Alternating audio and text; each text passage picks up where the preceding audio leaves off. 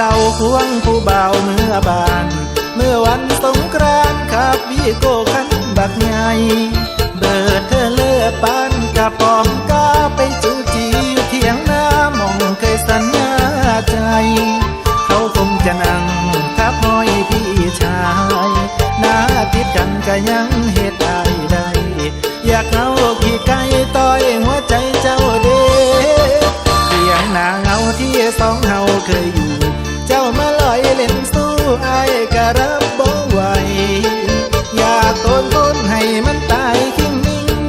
เขาลอยสูนคิงเจ้าก็ให้ยับเข้าใส่มันแข่งจะรอแท้น้อหัวใจเฮือนติดกันก็ยังเหตุใดอยากสิเอาไปจูดผู้สาวใจดำพูดให้คำที่น้องเบากับเขามันตั้งใจผู้บ่าวเก่ารู้ไหมโอ้ยอยากเอาน้ำบักทันไปตัดทางบ่ให้ผ่านหน้าอยากเอาเหรียญบาทอูดวิโก้คันใหญ่แต่ก็เฮ็ดบ่ได้ย้อนมักเจ้าหลายหูบ่อันมักเขาหลายอ้ายสิทอใจลาอยากมั่งเที่ยงนามั่งสัญญาที่เฮาก่อห้องให้ย้อนบุญอ้ายบ่สมเอาความคืนคมโยนถิ่มลงสางทอเอาความลังฝังไปต้นดอกสมโมให้เขาหักเจ้าอีหลีก็พอส่วนอ้ายนี่น้อสิขอไปตามทางเที่ยงหน้าห่างสัญญาไอ้ก็เนาเขาขาเพื่อนสีโลไอ้เกือบห่างยางบ่ทันจะจูจีกันไปให้มันไกลๆเด็กน้อยลิ้นควายมันจอบเพิ่งบ่ไอ้ดีไอ้ยอมอีหลีสั่งใจ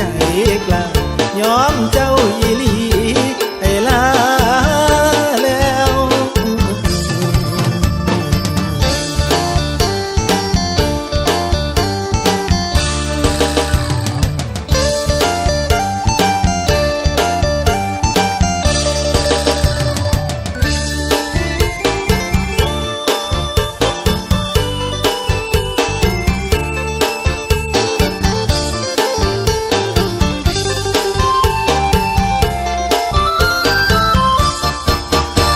เขาหลายอ้ายสิทอใจลา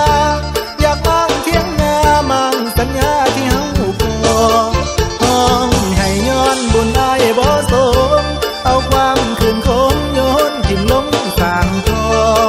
เอาความลังฝังใต้ต้นดอกสมโมให้เขาหักเจ้าอีหลีก็พอ